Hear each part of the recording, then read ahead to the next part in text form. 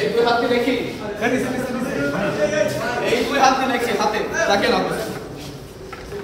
মানুষ কি লিখবে, সাংবাদিকরা কি লিখবে, কার পক্ষে লিখবে সাংবাদিকরা? কার পক্ষে সাংবাদিকরা? সন্ত্রাসের বিরুদ্ধে বলি, দুর্নীতির বিরুদ্ধে এই হাত দিয়ে লিখি। আপনাদের মনে হয় যে আমরা সন্ত্রাস করতে পারি? মুক্তিযুদ্ধের পক্ষে কথা বলা, মুক্তিযোদ্ধাদের সাথে কথা বলা, এগুলো সন্ত্রাস করা?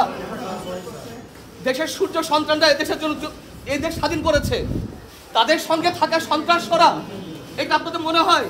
এই প্রশ্ন আপনারা করছেন যে আমরা কতটুকু সন্ত্রাস করেছি?